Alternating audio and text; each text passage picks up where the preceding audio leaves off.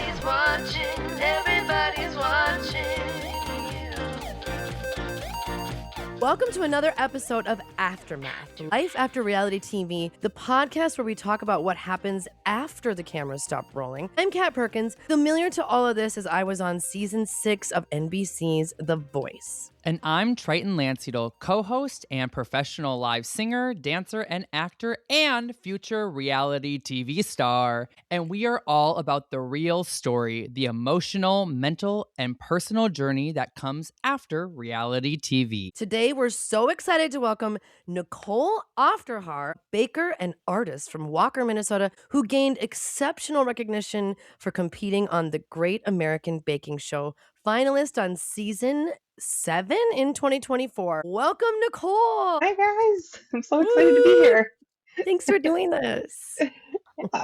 All right, Nicole, let's dive right in. Tell us a little bit about growing up in Walker, Minnesota. Did you start baking at a young age with family members or anyone close to you? Yeah, so I actually grew up a little bit south of here in North Branch, but still rural, middle of nowhere is kind of my jam. But I have always loved baking, like most people, with my mom in the kitchen doing, Nestle Toll House cookies with like my little brother and stuff. And it just kind of grew from that over the years. It's just always been a creative outlet that I've enjoyed, and someone who is horribly shy. It's been like an easy way to like connect with other people all throughout my life. It's Absolutely. crazy because I love singing. I do it for a career, but I'm so interested in baking, but cannot do anything basically when it has to do with baking. I just did like sugar cookies the other day from a roll, and I barely made it out without screwing it up. There's nothing wrong with that. Like, I just made a cake from a box for my boyfriend's Yeah. birthday. Like, bake what people love, and sometimes it's just easier to go to that refrigerated aisle and get something that you just got to shove in the oven. So hard for me still. Okay, 100%. so the Great American Bake Off. Can you tell us a little bit about the show and with our listeners in case they don't watch the show? Yeah, so the Great American Baking Show is kind of self-explanatory in that it's the American version of the Great British Baking Show that most people are very familiar with Paul Hollywood and Prue Leith. And so the American version is quite literally that, just with Americans. It is filmed over there in the white tent. There's less bakers because we live there. People can't leave their job and homes for months at a time. So it's like a condensed version, but it is exactly the British version. There's a signature, a technical, and a showstopper. And yeah, my main job is still trying to convince people that it's a real show because most people still don't know about it. So where did you audition for your season? So it took me 2 times to get on. The first time I did it purely out of boredom, which is a great way to start any long, life-changing journey. Yes. And that first time, there's like 6 different rounds of auditions for this show. And it starts with like a phone interview where they test you to see if you actually do know how to bake. And then you go to the Zoom interview. Then you have to go to a in-person tasting. And there's only a few number of them around the country. And because, again, I live in the middle of nowhere, I had to drive 12 hours to Chicago with like baked goods in the back of a pickup truck, and when the tasters were like, these taste old, I'm like, that's because they are. And if you make it past that, then it's like kind of more where you just send in photos of your work, of your life story, because they're looking for people that can bake, but also have either a good story or fit a type that they're looking for. And then if you make it to the callbacks, that's in LA, and they fly you out to LA, you bake on camera, and, they kind of want to see if you can, they give you a challenge, see if you can do it, how you interact with people, all that kind of stuff. And from there, that's when you either get the yes or no. My first year, I got all the way to the end and was just shy of being cast. And I went in like that first year, I'm like, oh, clearly they're going to cast me. I was so naive. I'm like, yeah, I'm exactly what they want. And I got the no, and I was like, oh, okay. And I wasn't sure I was going to try again. And when it came up, I thought, well, why not? Like, I made it that far. And so I did it again and made it into the tent. Was Dang. this sort of a lifelong dream of yours? Like, were you a huge fan of the British version? And like, was this something that you really wanted, or were just like, you know what, if I do it, I do it, whatever? It's kind of more like that. I love the show. I have watched every season of the show. So I'm a huge fan, but there's definitely a group of people where this is their life goal to get on the show. For me, it was more just like I said, the first time I did it, I was bored. So I thought, why not? Like, I think I'm good enough. Let's just see what happens. And it happened. Well, hey, you did it. Okay, so did you tell people that you were applying either time?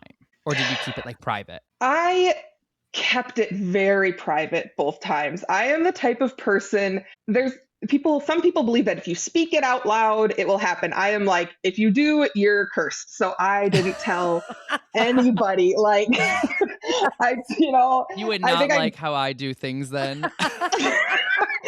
See, but we need both types, right? Like, that's how it works. Absolutely. So I was the type where I'm like, no one's going to know, like, because what if I fail horribly? I would rather just be sad to myself. So that was kind of my thing. So no, I didn't. Only necessary people, because like I had to ask my mom for pictures of when I was a kid, that kind of stuff. But, yeah. So after you did your final tryout in LA, where did you guys actually film the show at? So we actually filmed the show over in London. They fly us over there. So for the British version, there's 2 tents. If you ever watched the show, it's this big white tent that is, famous. And we film in the smaller version where they do like the celebrity specials and the holiday specials. It's on, gosh, now I'm blanking on the name, but it's on like an actual film studio lot. It's where they filmed, gosh, why am I blanking on the names? Well, there's been movies that have filmed there. Sure. It's gorgeous. Oh my God, that's amazing. London. I had no idea. Yeah. Once you're casted, right? You're flying over to London. I'm going to try to position this as best as I can. But what I want to know is like, what emotions kicked in, and did you understand it at an early time how much of a sacrifice you were getting into? Like timeline, leaving your family, a stable income at home. Yeah. So what's unique to perhaps this type of a competition is that there is a lot of prep work that happens before you even go over there. So for 6 weeks beforehand, they put you through what's called baking boot camp, which is the perfect explanation of it, because at that point in time, you have no idea who the other contestants are. You can't tell anybody that you've been cast. They swear you to secrecy, and you're given these challenges. You have to prepare the signature and the showstopper bakes ahead of time for the production team. They have to see that your recipes are original. You have to show them that you have a plan, that you have display pieces. Like, that is the most intense part of the experience. So for those 6 weeks, I remember the first week, I called my mom in tears saying, I'm backing out. Like, this is not for me. I don't care. Like, it just didn't feel like something I would be up for. And but she encouraged me, and my boyfriend encouraged me. And as each practice week went, the thing that I would tell myself to get through it was, you know what, if I'm struggling like this in the tent, that's okay, because it means I've made it that far along in the experience. And that's kind of the mindset I took. And that's what got me through, was like, if I am struggling on this bake in the semifinal, I'm a semifinalist, and there's so many people out there that are wishing they were me right now, Yes. So I'm living people's dreams. This is now my dream. And so by the time you get over there and you get to the tent, you've done a lot of the work. Like that, your prep work is done. And at that point, it's more just about, at least for me, it was more just about enjoying the experience. Like, I'm not a competitive person. There was no way in the world I thought I would win. I thought I'd go out week 1, and I was like, great, I'm going to plan my tourist time in London for a month. Like, yeah, of course. This was adult summer camp with baking involved in my mind. Yes. But, when you do walk up and see that tent for the first time, as someone who loved the show, I think we all teared up in a way, and it kills me because you can't have your phones. And so like, we didn't know it yet. So we're all taking pictures, and then we found it real quick. That was a huge no. So it's like all these memories exist in my head, but I will never forget that experience walking through this dirt lot which is like has trailers and storage sheds, and you walk in, there's this beautiful garden, and there's the tent and towering pine trees, and it's real. It's this thing that you watch, this thing that so many people dream of, like it's real, and I'm going to be one of these people that I've loved watching for years. So yeah. And then just to clarify, like, did you know how long it's like on The Voice, it was like obviously week to week. So then you didn't know whether you were there for another week or another 6 weeks, and you were just voted off at some point, and that was it. Is that kind of how that went? It's so Or that you're the so first 6 weeks for sure? Yeah, so the whole experience is done in a month. They film in a very condensed time frame, and you are either, once you're eliminated, they move you from the apartments you stay at to a hotel more in like central London. So it's up to you at that point. If you want to stay and have a good old time in London, you can do that. If you, the first person that was out in our season, she had a young family, and she ended up going back home after a little while, just because it is a commitment. Like you said, like, Yeah. I'm self-employed. I basically worked my butt off so I could take that time off, but there's other people that were trying to work while they're filming, even though we're over in London. Yeah. And so it's a time commitment. Sacrifice. Yes. Yeah. Okay, so the show happens, you get very far, obviously a finalist, and now it's the immediate aftermath. What is the very first way your life changed after the show aired? Could be something small, could be something big, happy, negative, any of the above that you just didn't expect. Yeah. So, obviously there's that weird in-between time from filming and when it airs. Mm-hmm. For us, it was about 8 or 9 months. Wow. And I that's a long remember time. I flew home, and it was during the state fair, which I've competed in for years as a baker. And I'm like, I want to go to the fair. And my family's like, are you nuts? You just got home. And I'm like, no, I want to go to the fair. I needed something to kind of ground myself from this, I guess you could say, or just like force myself back into that everyday life. And for me, that was, let's go here. This is this thing that I know and I love. But it was weird because you walk around, you're like, nobody knows what I've just done. Like, nobody knows. Absolutely. And so it's this fun thing. But like I said, it also puts you right back in normal life where it's like, yeah, I am nobody, and that's okay. I kind of like it that way. So, so there was that time. And then when the show came out, again, I live in the middle of nowhere. Nobody knows what the Bake Off is for a large part in this area. But Minnesota is the type of state where they embrace everybody, no matter what corner you're from. They get excited to see another Minnesotan doing something cool. Truth. And so the first way it changed was after my show release, I did an interview with a radio station here, NPR, and it kind of just exploded from that. And I thought, I didn't think people would care. I didn't think people would be interested, and I wasn't going to push it. I reached out to like one media thing. I thought, let's do the Jason show, I was like, let's do one. Right. And little by little, more and more media picked up. And I thought, okay, this is more than I thought it was going to be. This is more than the adult summer camp experience. So, yeah. So now you're kind of finding this instant fame, right? Like, I've been there, been through it. It was weird for me to just even go to the gas station. But one of the cool things for me on The Voice is that we had a psychologist. We had a psychologist all the way through. But at the end of the last final weeks that I was on, I got all the way to the end as well. Then I had the same psychologist for the last 5 weeks. And it was really helpful, even though I was like, okay, like I didn't necessarily want to sit and talk about my feelings, but it helped so much. Then when I got home, they were really good about connecting me with a psychologist here, because I didn't know I was going to need that sort of help and mental support and just dealing with the new normal and never going back to what my life used to be. So did your show provide any of that? And if they didn't, did you seek it out at all to have some mental stability and or getting into the business savvy stuff? Did they help you find somebody to help you manage the business at that point? So I will praise the baking show to the ends of the earth, a wonderful team. But the one thing that, and in talking with other contestants, the one thing that perhaps needs improvement is that therapy piece. before you are fully cast, you do an interview with a psychologist or therapist of some sort, just to kind of see how you might handle all the things that do come with it. Yes. But after that, there is nothing. There is nothing while you are filming. There is nothing afterwards. Like while filming, I will say, so I got very sick halfway through filming. And so the last, 3 episodes, the last half of the show, I was very ill, ended up spending a week in the hospital upon returning home.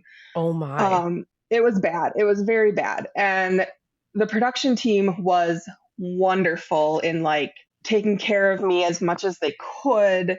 And when I was back home in the hospital, one of the executive producers was like, "Can I send you something?" Like she felt awful, but oh my.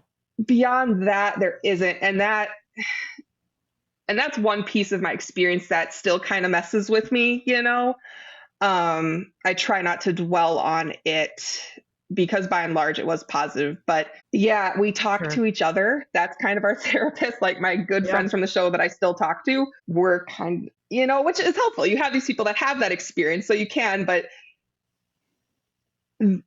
yeah, like I know people that have lost friends over this experience. That's not me. I'm fortunate in what I have had post baking show, but you are kind of on your own largely after. Yeah.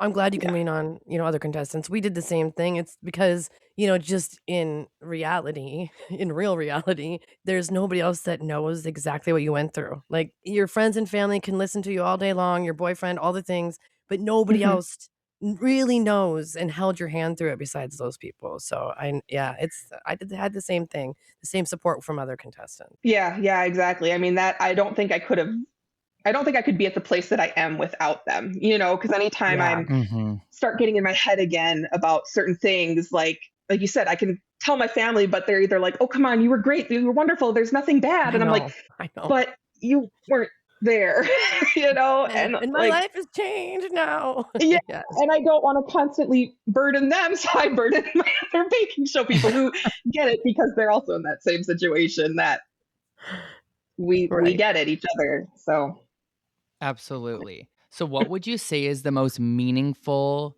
good, or for the better change that has come to you either personally or professionally after the show? So I did not go into this looking for a life-changing thing. The baking show is about finding hobby bakers. You can't have had the professional experience. They really want people that are there for the love of baking. Some people go in wanting that life change. That was not me. And I already am a professional creative. So like I've got the creative outlet that I do professionally, and baking is my creative outlet that I do for fun. Yeah. But I will say now I'm a year and a half past the release of my show date.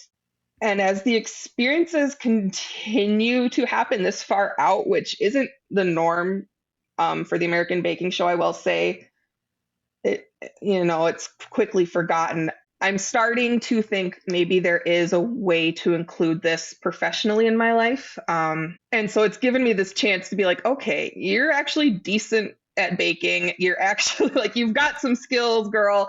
Maybe you should try to share them in a way that's just beyond posting on Instagram. And so I'm starting to work towards that a bit more. I love to hear that. That's amazing. Yes. And, from what I've seen after following you, it's like, yeah, you should do that. You're amazing.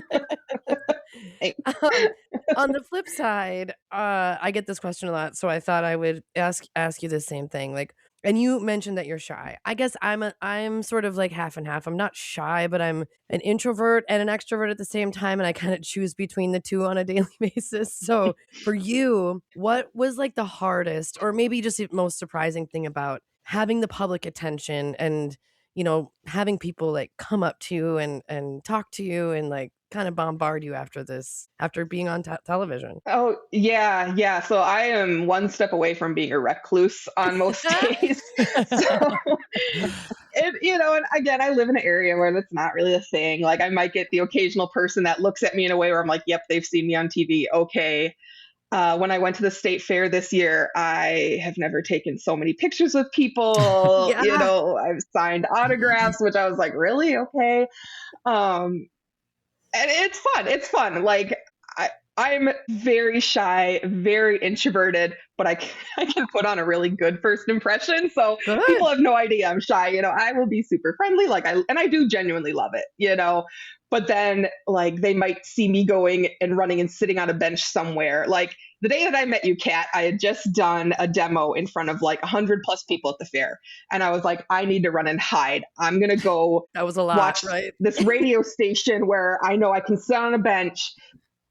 It's Yes. on the outskirts, and it ended up leading to me meeting you, which was incredible. But it's like I need my alone time. So Yeah. usually, I love it. I enjoy it, and then I'm really glad when I get to go home and just be by myself.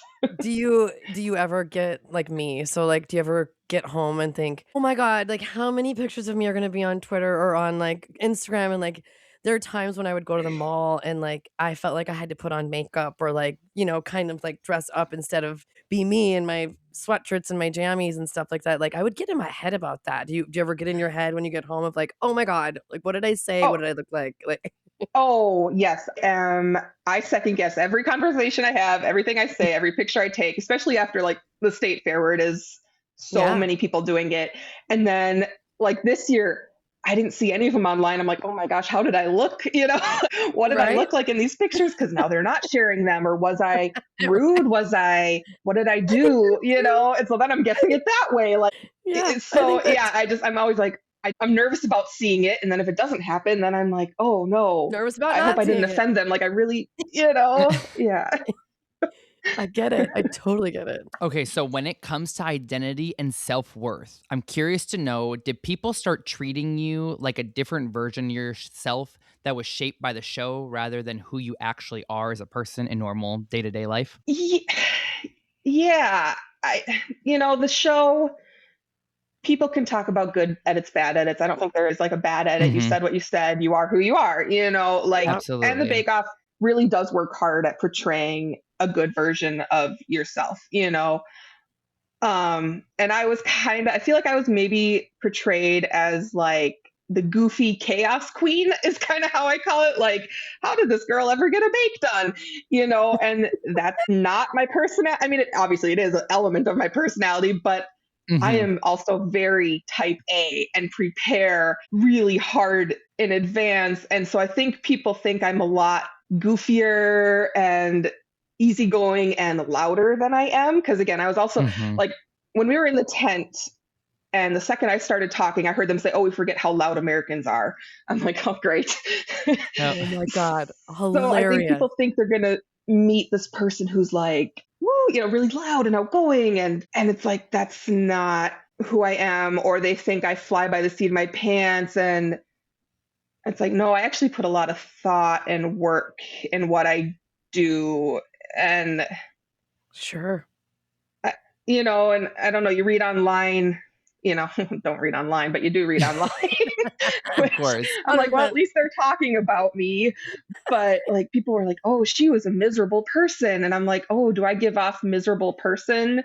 Like I didn't Oh get my that. God. That's so crazy. Yeah. Did Yeah, you so I ever think feel pressure to maintain this persona that people think of you? Or are you just like, when you meet somebody, do you try and play up I'm a goofy, funny person? Or are you just like, because of course you don't want to shell shock somebody because you're like, well, yeah. I am just a nice, quaint human being. I'm not the clown of the Yeah, group.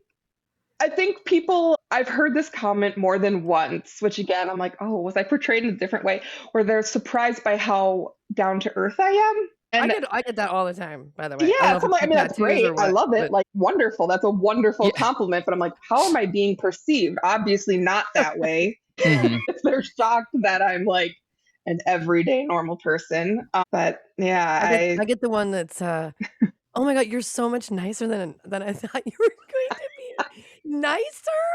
I mean, okay, thank you, but wow, that's just such a backhanded like, yeah, wow. right. Like, I'm like, thanks. Am I Like, scary?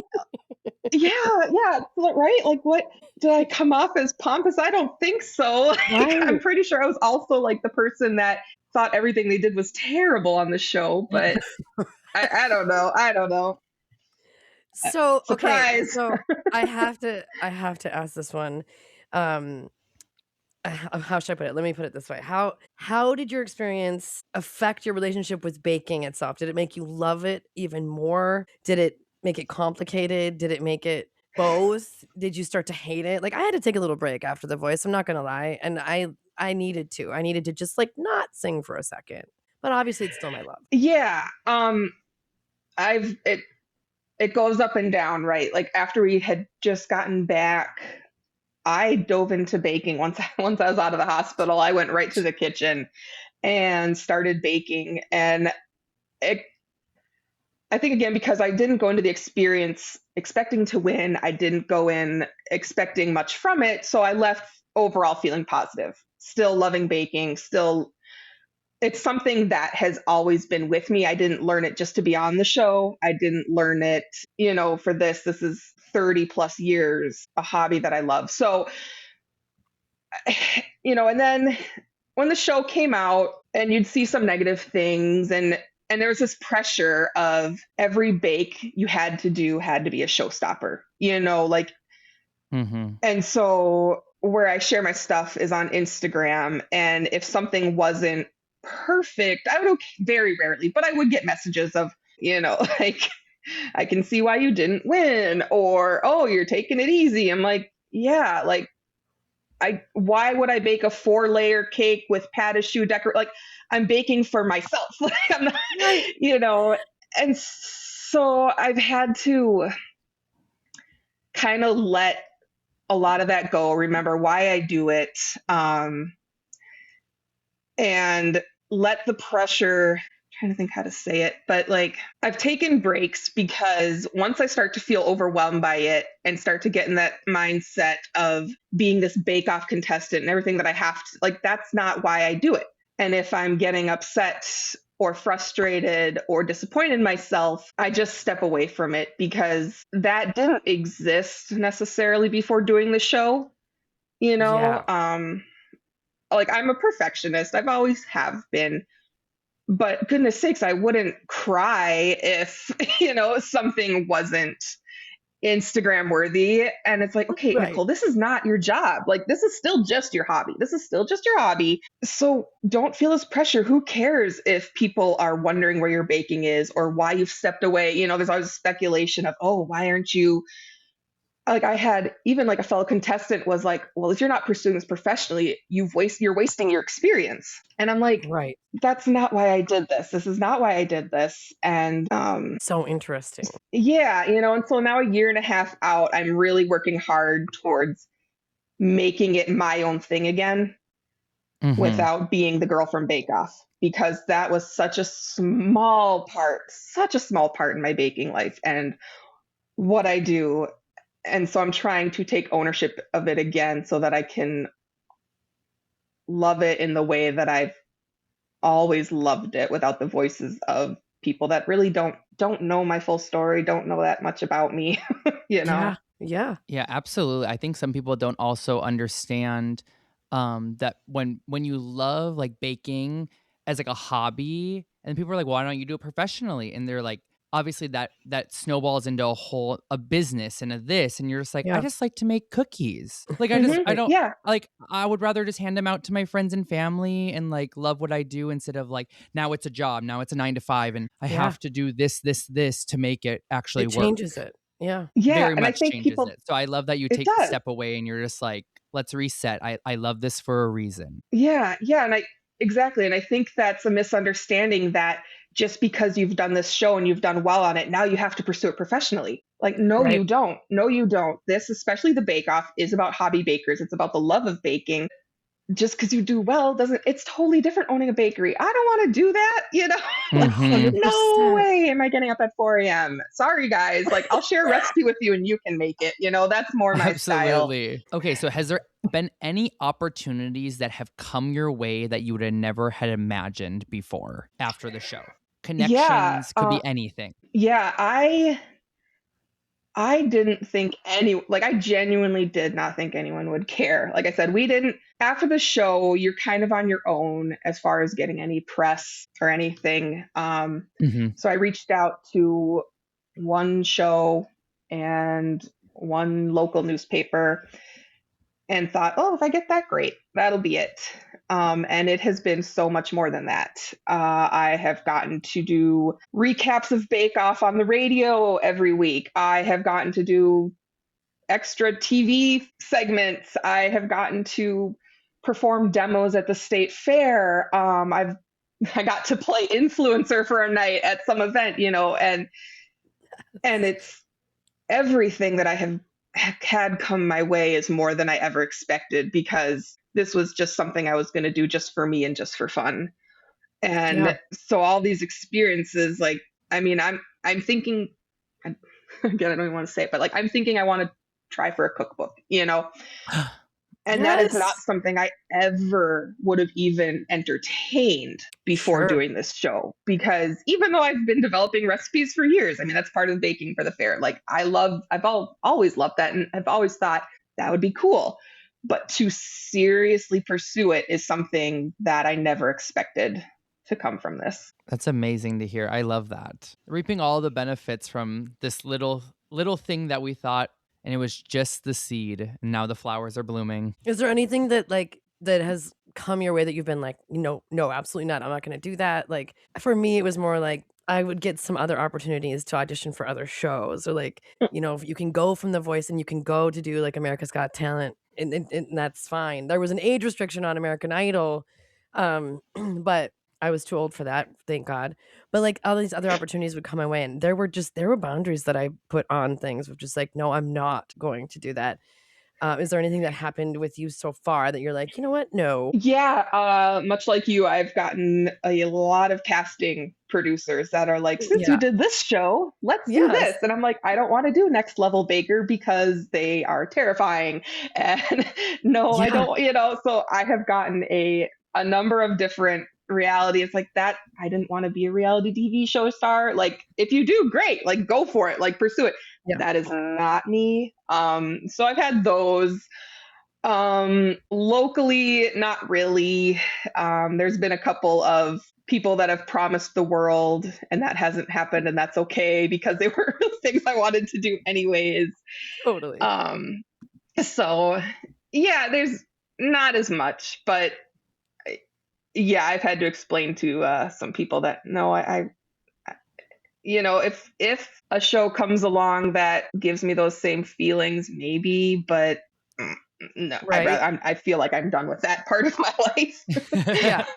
I do think, I think that it's so important to, there's a fine balance between staying in your lane and also branching out and doing what you want, but setting that boundary, or setting a healthy boundary, and especially to still capitalize on what you want it to be, and building that. You're only a year and a half out, girl. I'm 12 years out of my experience, and it's still this building process, and it never seems to end, but I always try to stay true to myself. I'm glad you do the same thing. Oh yeah, the very first time I met you and I told you my show had just aired, and you're like, you're just beginning, you're still in it, and it felt so good to hear that, because I'm like, I still feel like my life is just chaos. It's just constant chaos.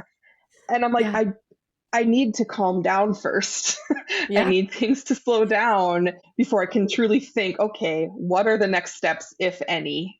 And I don't think people understand that. They think, oh, you either just want to go and go and go, or, oh, life is back to normal. And that's not how it works. Which will never happen. No.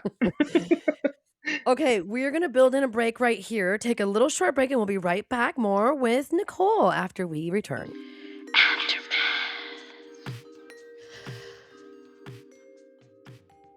Welcome back. We are still here with Nicole, and we're going to hop back into some questions. So the first question was, what was it like watching the season live, week to week, knowing millions of people were seeing a version of you on their TV screens? Well, like I said, the hardest job is still convincing people that the show exists. So it wasn't necessarily millions of people watching us. But, and also, so what's interesting is it's on the Roku channel, which We tried to get a week by week release, but they don't do that.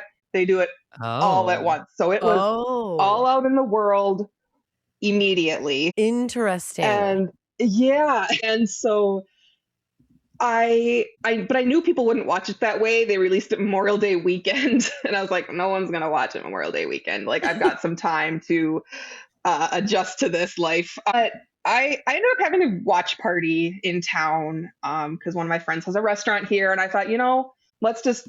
I don't have a lot of friends and family that live in this area, so I'm like, let's just open it up to the public. Let's see if anybody shows up. Maybe you'll get some business from it.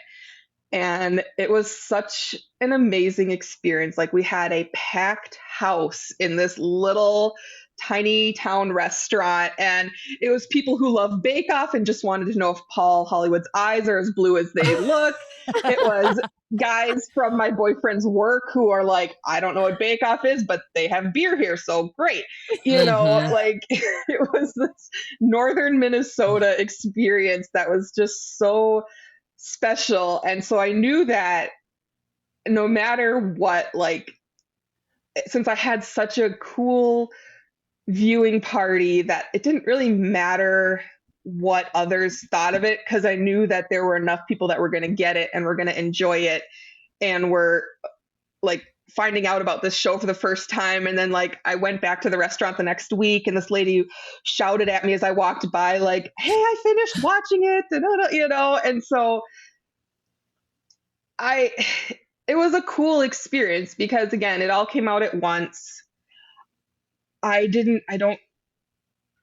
could go places where people have never seen it. So I didn't Yeah. have this fear of people saying things to me randomly in public or, as long as Yeah. I stayed off Reddit, like I was going to be okay. Did Mhm. you in the watch party, did you watch just the first episode that night, or did you, like, We watch the watched whole the thing? first two First 2? episodes, like, because I thought, well, let's give them a bigger scope of it. And I was I did well. Well, I did well enough throughout the whole show, but those are probably two of my more favorite episodes. So I thought, let's just show them Right. both, get them a good idea of what it's all about, and I was surprised by how, like I said, it was people had never heard of it, and by the end of it, they were clapping and they were cheering, and it was just a really fun So thing you to had do. kind of friends, family, you had community there, right? Okay, and so this Yeah. is your introduction into seeing it yourself, correct? You hadn't seen it before this viewing party? Or Well, I did you see did. it preview? I Okay. did. I would have Because too. so yes. Yeah, we had the viewing party a week after it was released again, Memorial Day weekend. No one's around, no one's going to watch it. And so I was like, I need to just watch it by myself and obviously my boyfriend. So I was like, not even my mom or dad. Like, I'm like, I just need to watch it just so I can see because I didn't know what to expect. Yeah. Like you don't Mhm. know what's going to make the edit. You don't know how you're going to be portrayed and you don't know what the judges are saying about you. There's all these things that Yeah. you're going to find out. And I'm like, Right. what if they hated me and I had no idea? Or, like, I and, didn't even and think I was like, about what if that I part. cry the whole time I'm watching it? I don't know how I'd react. So I'm like, I just need to be in my Uh-huh. little safe spot. And we watched all 6 episodes in one day. We just powered through it. And I felt so positive at the end, Good. because again, there were things that they said where I'm like, oh well, I don't agree with that. But by and large, like they thought higher of myself than I did, like the judges in that. And the edit that they gave me, I was like, yeah, that like I said, aside from being like a total chaos queen, like I'm like, that is who I am. Like I think they portrayed me well. I think people watching are gonna get an idea of who I am, why I love baking, what my skills are, and Yeah. yeah. So then would you say after you finished it, was it sort of healing? Did you get kind of a sense of closure after what you knew for 8 months that you had been through before anyone saw it? Did you get that sense, or did it leave you sort of wide open? Were you like, "Oh no," or did it give you that closure? It gave me a lot of closure. And because yeah, it is this thing a secret you have for 8 months. Yeah. People kind of started to figure out, like my friend who owned the restaurant, because I had to get ingredients from her for practicing, like people, Yeah. but most people didn't know it was my secret. like I said, I had been so sick. I had been so sick during filming. Oh I my had been God. so sick right after filming. I was like, what is that going to look like? What is that going to look like? Like, A, are they going to be able to tell? Like, what are people going to think about this person who missed a week because she was sick and then Yeah. still got to go all the way to the final? I'm like, are they going to hate me? Are they going to absolutely hate me? Because I've seen that in the British version where if someone misses a week, they are ripped apart. And I thought, well, it's all out now. It's all out now. There's nothing I can do. The secret's out. Let's just see what happens. So even though I was a little nervous, it was still like freeing and relaxing just to have it shown to the world. I love that. So if you could go and talk to yourself right before you went to go film the show, what warning or reassurance would you have given yourself now? Try to calm down. Yeah. Very important. I think there's a song about that. I think it's a Taylor Swift song. I was so like, I had never traveled. I'd never been outside of the country, meeting new people. Just take a breath. Like, it's going to be okay. And trust in your instincts. Like, trust in your instincts. You're there for a reason. You know, like, who cares what happens? Who cares what others say? You know, like, you are there for a reason, and just try to enjoy it. Because while I didn't enjoy every moment. So it's like, just, yeah, calm down, try to enjoy it. I I love love it. that. That's good. I mean, as simple as it is, I think I would have probably said the same thing to myself about The Voice. It was more like try to take it in, and I just couldn't do that, and that was part of calming down. I could not calm down about the whole thing. So intense. Yeah. Okay. So this is going to be a big one, but I really want to know how you define success today. Basically, did the show change your definition or how you define success today? It's a good question. I don't think so. You know, going into it, like for the actual show itself, there are markers of if you are a success on the show. Do you win a Star Baker? Do you win the whole show? Do you Right. win technicals? You know, the only marker I ever hit was I won half the technicals. Like, I didn't get a lot of the accolades, you know. So when I look at that, like, was I a success? Sure. I was a finalist. I did quite well. I was always in the conversation for Star Baker. So I had to define success outside of that experience in a way. Yeah. And so for me, it's like I didn't let the good or bad, because it's both. I'd like to think I didn't let it change who I am. Like, I am still this kind of weird artist type girl from the Northwoods who just loves to bake, loves to spend time outside, do things because I want to do them and because I enjoy doing them, not because people who have seen the show or wish they had that experience for themselves think I'm wasting it. Right. Right. Yeah, so it hasn't changed how I define success. I just had to define it for myself. Right. Reposition it. It's If kind that of makes yeah. sense. Yeah, absolutely it does to me. No, that's a really great answer. Okay, we're going to take one more quick break and then we'll be right back with a little bit more and we'll close up with Nicole. Okay, and we are back with Nicole Aufderhar, Walker, Minnesota, which I'm also based in Minnesota. This is how I know you, and this is why I thought it was such a great grab for our podcast. There truly is some crazy, awesome Minnesotans that have done reality television, and I think that that's something that is really cool about Minnesota. People might not know that, you know, like hopefully we have listeners all over the place, but we have a lot of us from Minnesota. So it's just so fun to have you and talk with you and to connect with you on this. I think sometime we should just like get all of us in one house and just have a giant therapy session. That would be amazing. Yeah. Like I was telling my friend Jen about this podcast and she's like, it should be required listening for anyone who wants to do reality or has done reality. You better put that out there, Nicole, for us. Oh, We're going to use that quote. 100. Clip that. Clip it. All right, last couple questions.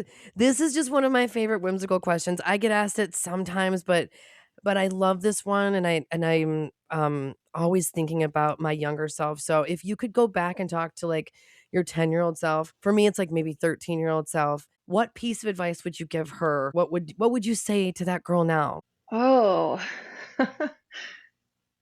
I would say you're doing okay. You are doing. I was the type of kid where I never cared what people thought, Yeah. good or bad. Sometimes it meant I was wearing my grandpa's polyester pants from the 1970s to school. Yes. Because I thought it was fun, and everyone stared, but I was like, I don't care. And so, but it also meant that there were times where I was lonely and was wondering, like, why do people care? What? I felt different because I was different and I didn't care, So I think I would tell myself, like, it's okay. Like, keep on doing that. Embrace it. There's going to be these lonely days, but it will be worth it. You are going to get to do things that you can't even comprehend right now. Like, would be if I were to tell her, hey, guess, because so this is going to sound so pathetic, but I used to practice my autograph because I was convinced I was going to be a professional soccer player. Then when I got injured, I was convinced I was going to be a professional musician. Then when I switched majors in college, I was like, okay, obviously that's not going to happen. But like I've signed autographs now. So it's not at all what you thought it would be for. But it's going to happen. And so cool. And guess what? When you get invited to your 20-year high school reunion, you're going to be able to say, I can't go because I'm going on TV that day for a show I was on. Yes. Yes. This is true. Love. Staying authentic to yourself is the best advice ever. Absolutely. Okay, so for people that are listening who feel stuck or afraid to take a leap of fate, whether they want to do something or try something new, what's your advice to them? I mean, my advice, it's so simple, but I mean, it really is just do it. Just try it. Just try it. And you don't like with me when I applied for the show, I didn't tell a soul, and so it's okay if you still keep it to yourself, but just try it. You don't know where it's going to lead. Whether it's just something fun you're doing for yourself and you find a new hobby, whether it's something that ends up being as exciting as what I've gotten to do. New things bring new opportunities, new skills, new people, new everything. And it's always worth it. And if it doesn't work out, that's okay. Goodness sakes, I failed at so many things, Like I said, so if you important. look at the careers I thought I would have and things I thought I would do that didn't happen. But each one of those I've taken things from and I've learned things from. So I think that's important, is to not guess the outcome before you've tried it. Mm-hmm. Yeah. Oh, that's your meme. That's the golden nugget. I was like, that is the meme, Nicole. No, I love it. Inspirational quote mug over here. It's truly. I love it. I think I knew I was gonna love talking to you, but I think your story has just been super grounding. It's super powerful. You're a powerful human being. I love every time that I've ever heard you do an interview, seen you on television, and meeting you in person. It's just been a delight. You're an inspiration, and I just really want to like thank you for trusting us, me and Tryton, with your story. And of course, hopefully our listeners, when they listen to this, I think it's just really, really powerful for everyone. Oh, well, thank you. I mean, I feel the same. The second I met you, I was like, this is a kindred spirit. Just because of the experience and who you are. And Yes. so I knew this was an automatic yes for me. And I just think it's a really cool thing that you guys are doing for people who have lived these experiences. Amazing. So on a lighter note, I want to play a little game with you really quick. We're going to do a little Okay. rapid fire round, baking edition. So just whatever comes to your brain, just a fun, light, we're going to leave out on a positive note. So what is your go-to thing to bake when you just want to have fun? Pat a shoe. Ooh. Do you want me to do the second Cupcake one? flavor. Okay. You're not. Okay. Oh, you want No, to go? you do it. You do it. You do Oh. the whole thing. Cupcake flavor you'll never say no to. Blueberry. Ooh, yum. Ultimate cake flavor. Oh, why do I say like white? Like just boring. I'm boring. White. Same. Vanilla. White. White cake. Love. Favorite icing type.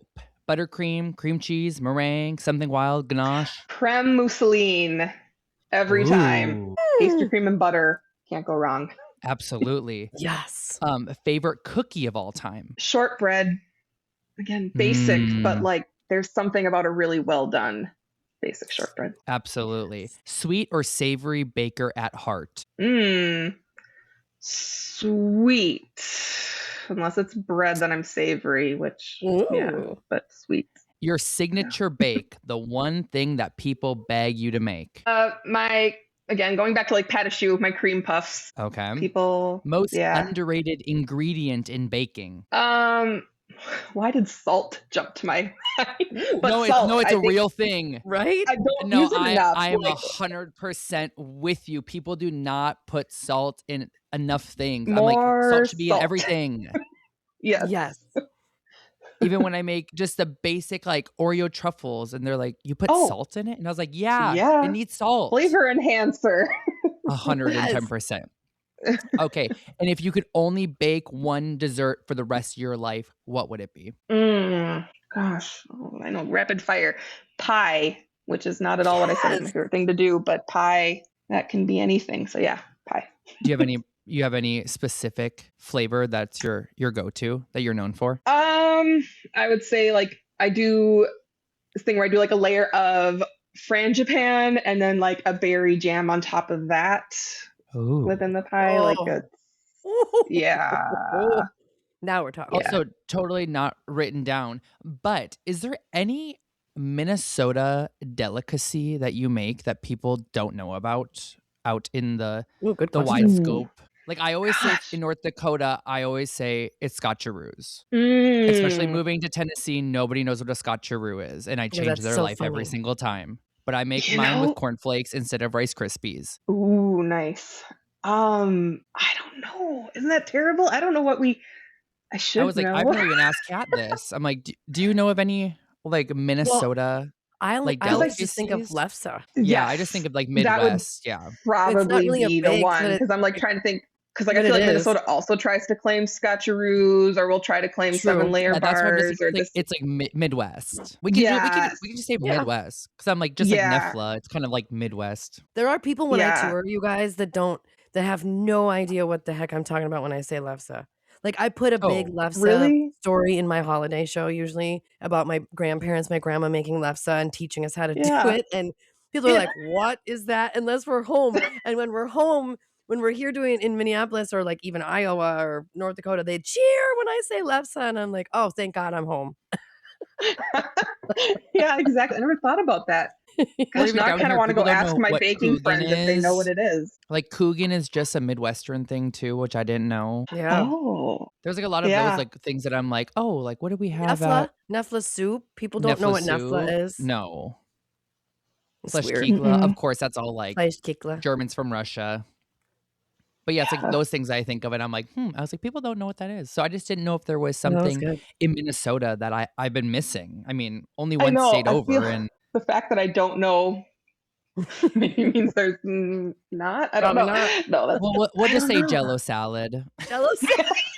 A nice Jello salad. Yeah. Oh no, I'm gonna get emails now. Well, at least you don't have to bake the Jello salad, really. Absolutely. Just a quick whip it together, crush up some striped cookies on it. Yep. Perfect. Okay, so before we wrap, We want to make sure that people know how to stay connected with you. Where can our listeners follow you online and learn more about your work? I would say the main one is Instagram. I'm on Instagram at 10,000 bakes spelled out. That is where you can find my work and links to like my Substack where I share recipes and stories and stuff from the Northwoods. So Do you have anything you can find upcoming? me. Do you have any like appearances, promote like anything you're promoting, or your cookbook's not done yet, maybe? Right? No, this is the first stretch of time since the show came out where I don't have anything lined up, Great. which is nice, which is why I Yeah, am you need working it. on a proposal for said cookbook. And Let's if do it it. happens, then that'll be it. And if not, I never said anything. You didn't hear it. Nope. Never mind. We'll never speak of it again. Yep. Absolutely. Yeah.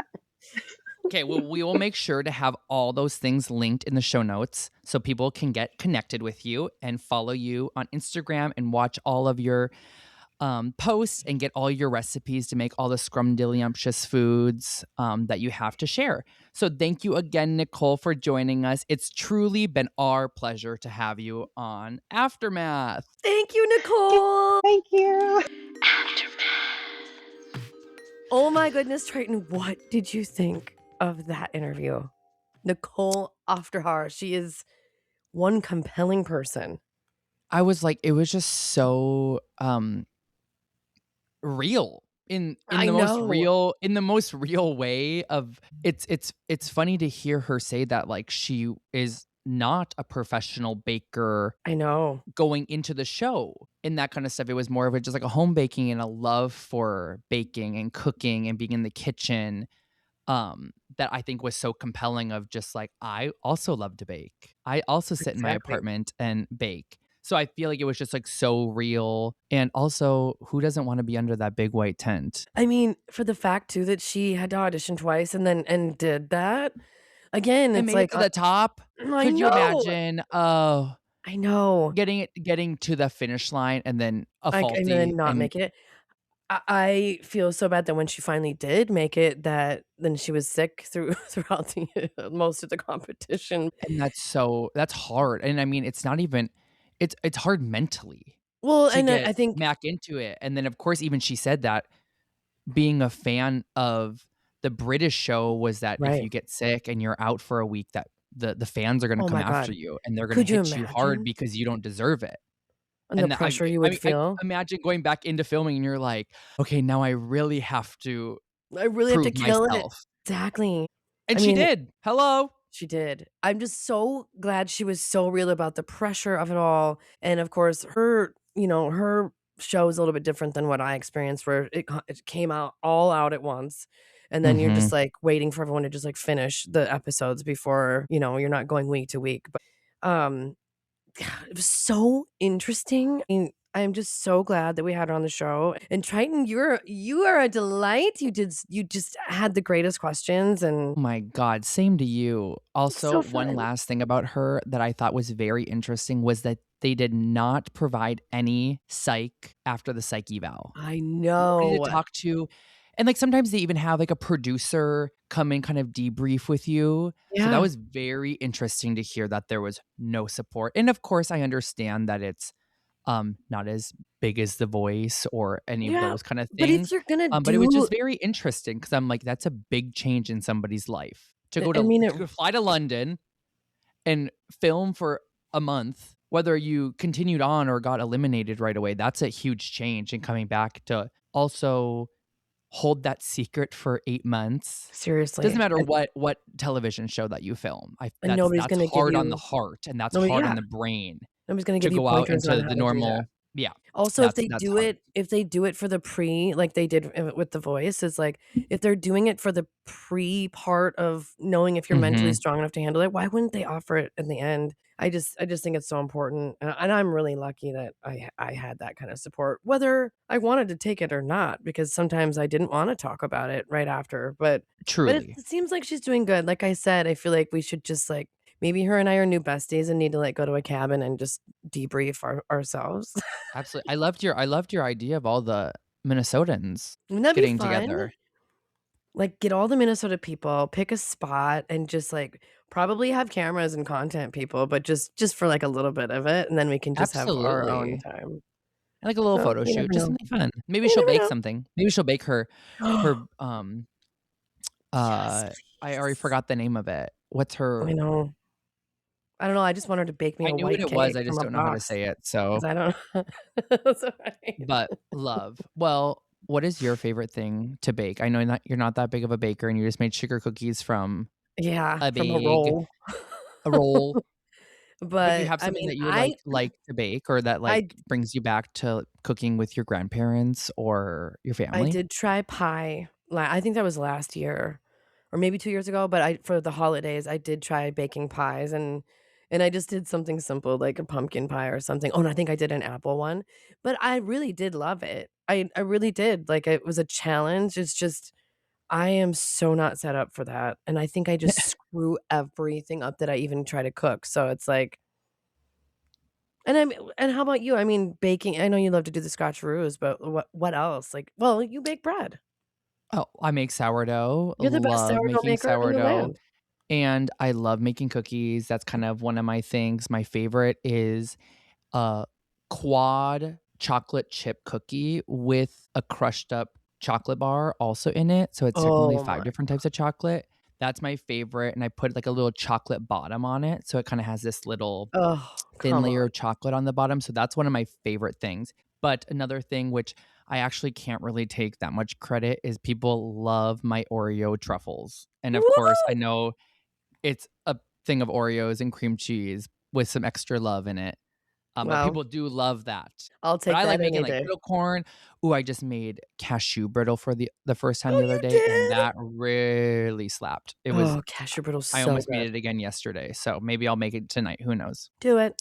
I'll take some. But okay, well, to everyone listening, if this episode resonated with you, please subscribe, rate, and share Aftermath Life After Reality TV with a friend. Also, leave a comment below of anyone you would like us to have on a podcast in a future episode. We'll see you next time. See you next time. Bye. This Bye. This is is Aftermath. Aftermath. Bye. Woo! Aftermath is produced by TK Productions, in-studio production by Kat Perkins, theme song also by me, and your co-hosts are Tryton Landseedle and Kat Perkins. We'll see you next week.